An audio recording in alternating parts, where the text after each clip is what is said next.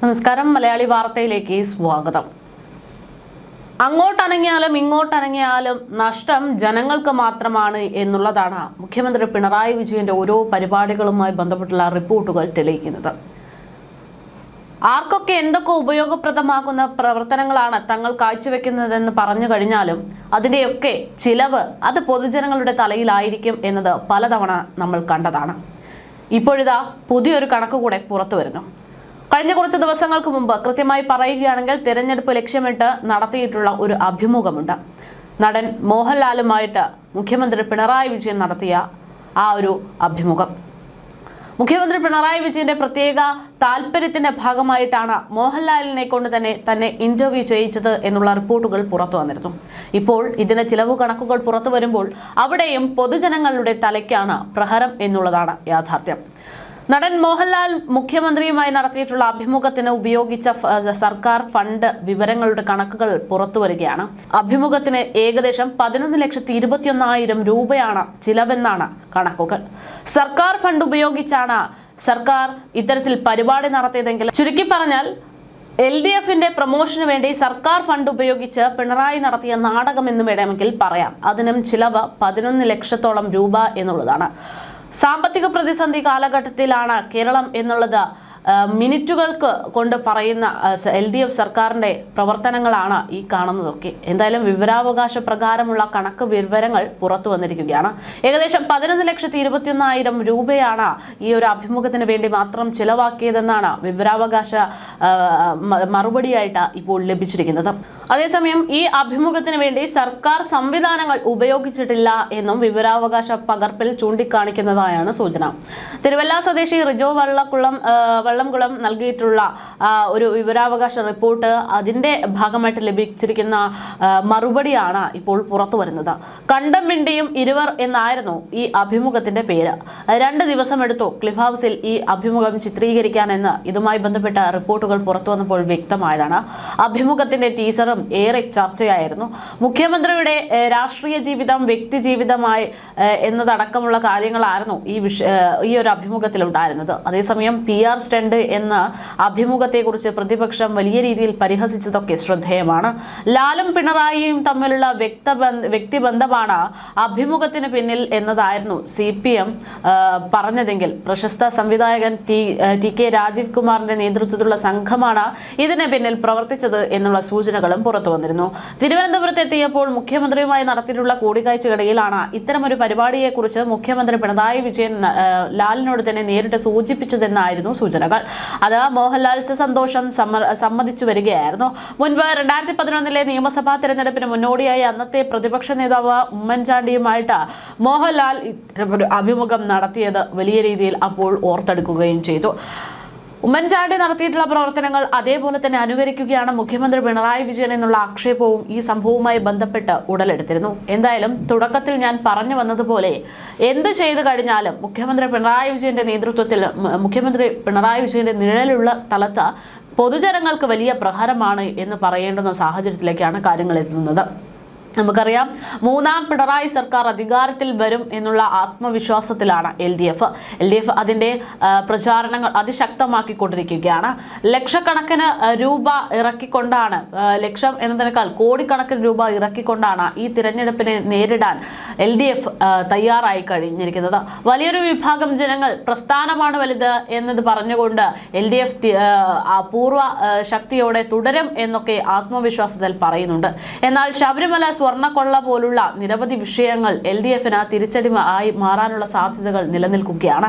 ഇതിനിടയിലാണ് ഇത്തരത്തിൽ സർക്കാരിന്റെ ഓരോ പ്രവർത്തനങ്ങളും അതിന്റെ ഭാഗമായിട്ട് പൊതുജനങ്ങൾക്ക് കിട്ടുന്ന കടബാധ്യതയുടെ കണക്കുകളും ഒക്കെ പുറത്തു വരുന്നത്. പൊതുജനങ്ങൾക്ക് അവരെ സംബന്ധിച്ച് അവർക്ക് എന്ത് കിട്ടുന്നു, അവർക്ക് എന്ത് നഷ്ടം എന്നുള്ളതാണ് പലപ്പോഴും പരിഗണിക്കാറുള്ളത്. അങ്ങനെ നോക്കുകയാണെങ്കിൽ ഈ പുറത്തു വന്ന കണക്കുകൾ ഒരു പക്ഷേ അത് തിരഞ്ഞെടുപ്പിൽ വലിയ തിരിച്ചടിയായി മാറാനുള്ള സാധ്യതകളുണ്ട്.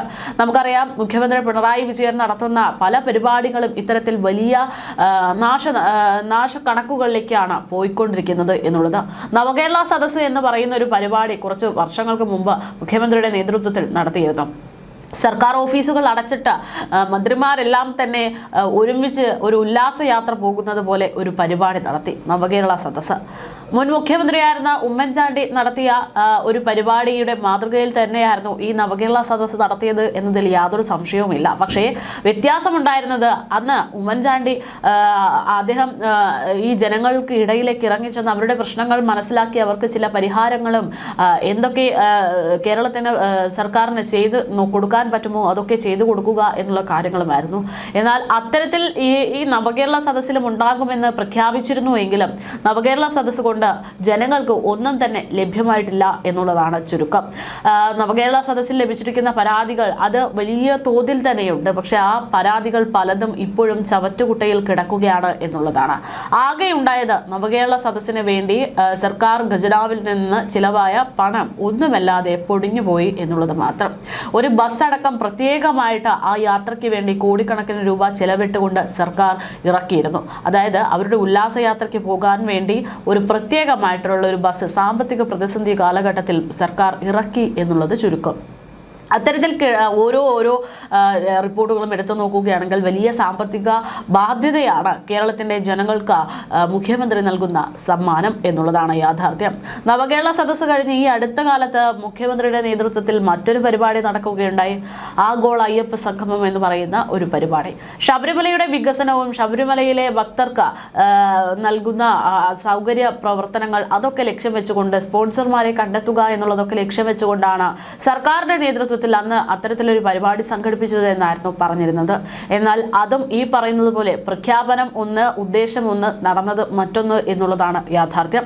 ആഗോള അയ്യപ്പ സംഗമം നടന്ന് മാസങ്ങൾക്ക് ഇപ്പുറത്തേക്ക് എത്തുമ്പോൾ, ഒരു മാസം പിന്നിടുമ്പോഴാണ് ശബരിമലയിലെ സ്വർണ്ണക്കൊള്ള കേസ് ഉടലെടുക്കുന്നത്. പിന്നീട് ഈ ആഗോള അയ്യപ്പ സംഗമത്തിന്റെ ഭാഗമായിട്ട് എന്തുണ്ടായി എന്നത് ചർച്ച ചെയ്യാൻ പോലും പലരും മറന്നു എന്നുള്ളതാണ് യാഥാർത്ഥ്യം. പക്ഷേ ആഗോള അയ്യപ്പ സംഗമത്തിന് ശേഷം ഈ അയ്യപ്പന്റെ സ്വർണം കട്ടു എന്ന് പറയുന്ന വിവാദം നിൽക്കുന്ന സമയത്ത് ഈ സംഗമം നടത്തിയതിൻ്റെ ചിലവ് കണക്കുകളും പുറത്തു വന്നിരുന്നു. അവിടെയും സംഭവം സാധാരണഗതിയിൽ പിണറായി സർക്കാരിൻ്റെ പരിപാടി നടത്തുമ്പോൾ എന്താണ് ഉണ്ടാകാറുള്ളത് അത് തന്നെ ആവർത്തിക്കപ്പെട്ടു. കോടിക്കണക്കിന് രൂപ ചിലവിട്ടതല്ലാതെ പദ്ധതി ഒന്നും തന്നെ അവിടെ യാഥാർത്ഥ്യമായിരുന്നില്ല എന്നുള്ളതാണ് വസ്തുത. ജാഗ്രത എന്ന് പറയുമ്പോൾ പ്രധാനമായിട്ടും ആഗോള അയ്യപ്പ സംഗമത്തിലൂടെ ലക്ഷ്യം വെച്ചിരുന്നത് തിരക്ക് നിയന്ത്രിക്കാനുള്ള സംവിധാനങ്ങൾ യാഥാർത്ഥ്യമാക്കുമെന്നായിരുന്നു. എന്നാൽ ആഗോള അയ്യപ്പ സംഗമം നടത്തിയതിനു ശേഷമുള്ള ശബരിമല ദർശന സമയത്ത് അവിടെ എന്താണ് ഉണ്ടായത്? ജനങ്ങളുടെ തിരക്ക് നിയന്ത്രിക്കാൻ പറ്റാതെ വലിയ അപകട സാധ്യതയിലേക്ക് എത്തുകയും ചെയ്തു എന്നുള്ളതാണ് ചുരുക്കം. അതായത് എന്താണോ പറഞ്ഞിരുന്നത് അതവിടെ നടത്തപ്പെട്ടിട്ടില്ല എന്നുള്ളത്. രണ്ടാമത്തേത് അവിടേക്കുള്ള യാത്രാ സംവിധാനങ്ങളിൽ അല്ലെങ്കിൽ വഴികളുമായി ബന്ധപ്പെട്ടുള്ള സൗകര്യങ്ങൾ കുറച്ചുകൂടെ ഡെവലപ്പ് ചെയ്യും എന്നുള്ളൊരു പ്രഖ്യാപനമായിരുന്നു. ആകാശപാത പോലുള്ള നിരവധി സംവിധാനങ്ങൾ കൊണ്ടുവരുമെന്നുള്ള പ്രഖ്യാപനമായിരുന്നു. അതെല്ലാം ഒന്നും തന്നെ ചർച്ച ചെയ്യപ്പെട്ടിട്ടില്ല എന്നുള്ളതും യാഥാർത്ഥ്യമാണ്. പിന്നീടുള്ള ഒരു കാര്യം എന്ന് പറയുന്നത് സ്പോൺസർമാരെ കണ്ടെത്തുക എന്നുള്ളതായിരുന്നു. ആ സ്പോൺസർമാരെ കണ്ടെത്താനും ആഗോള അയ്യപ്പ സംഗമത്തിലൂടെ പിണറായി സർക്കാരിന് സാധിച്ചിട്ടില്ല എന്നുള്ളതാണ് യാഥാർത്ഥ്യം. അതോടൊപ്പം തന്നെ ഇതിനൊക്കെ വേണ്ടി ഈ വലിയ ചിലവ് അത് ജനങ്ങൾക്ക് തലയിൽ വലിയ പ്രഹരമായി മാറുകയും ചെയ്തു എന്നുള്ളതാണ്.